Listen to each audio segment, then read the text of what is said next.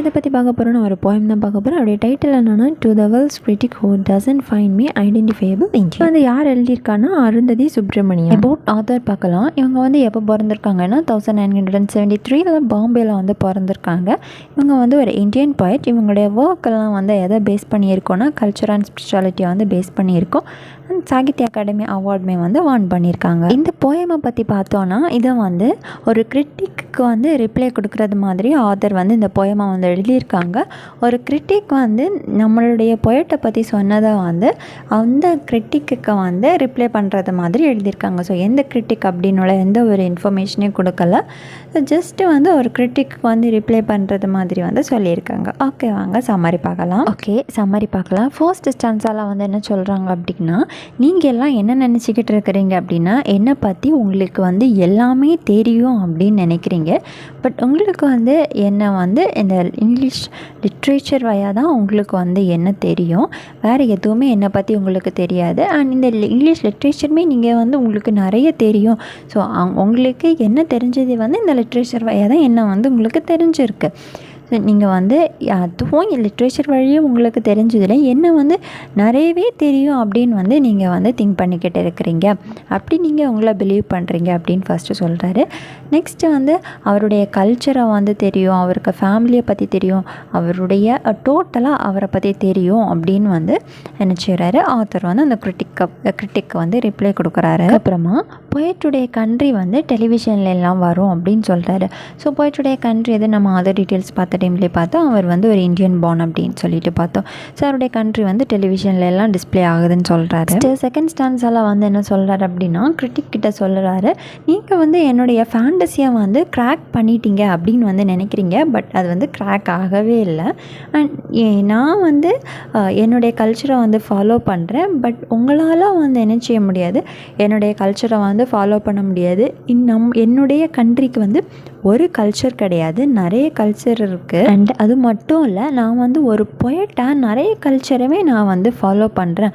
So என்ன மாதிரி உங்களுக்கு என்ன செய்ய முடியாது, கல்ச்சர்ஸை வந்து ஃபாலோ பண்ண முடியாது அப்படின்னு சொல்கிறாரு. நெக்ஸ்ட் நம்மளுடைய பாயிண்ட் வந்து என்ன சொல்கிறாங்கன்னா, உங்களுக்கு வந்து நிறைய பாயிண்ட்ஸ் தெரியுது அண்ட் என்னை பற்றி நீங்கள் வந்து நிறைய தெரிஞ்சு வச்சுருக்கீங்க. பட் உங்களுடைய பாயிண்ட்ஸ் எல்லாமே வந்து எப்படி இருக்குன்னா ஒரு சில்லி மைண்ட் பாயிண்ட்ஸாக இருக்குது அப்படின்னு சொல்கிறாரு. அண்ட் பொயட்டு வந்து நிறைய வந்து பேசுவாங்க, நிறைய டைம் வந்து பேசுவாங்க.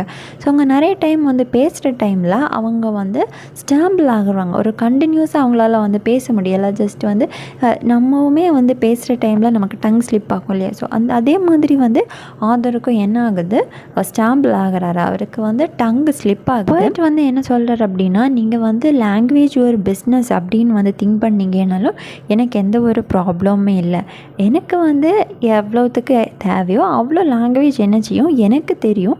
அண்ட் எவ்வளோத்துக்கு எனக்கு பேசணுமோ அந்த அளவு நான் என்ன செய்வேன், வித்தவுட் ஸ்டாம்பிள் நான் என்னால் வந்து பேச முடியும் அப்படின்னு சொல்கிறாங்க. ஸோ லாங்குவேஜில் இருந்து தான் எல்லாமே வருது அப்படின்னு வந்து சொன்னால் என்ன செய்ய முடியாது, யாராலையுமே வந்து அக்செப்ட் பண்ண முடியாது.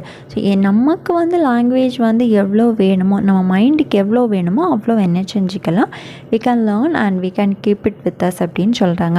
நெக்ஸ்ட்டு கிரிட்டிக் வந்து என்ன சொல்கிறாங்கன்னா, இந்த பொயட் வந்து ஒரு ஐடென்டிக்கல் இந்தியனே கிடையாது, போய்ட் இஸ் நாட் ஐடென்டிக்கல் இந்தியன் அப்படின்னு வந்து சொல்கிறாங்க.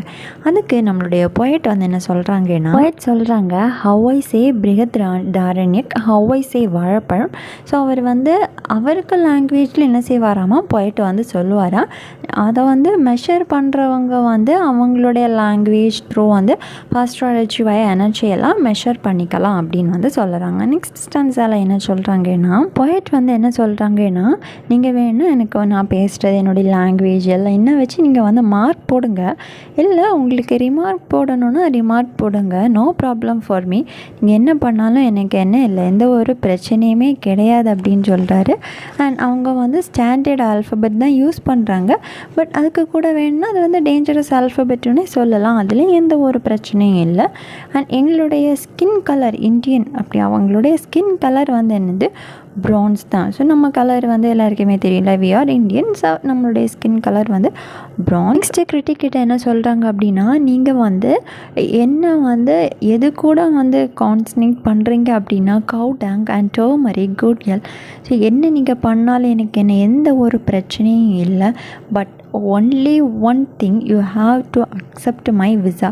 என்னுடைய விசாவை மட்டும் என்ன செய்யுங்க, அக்செப்ட் பண்ணுங்கள்.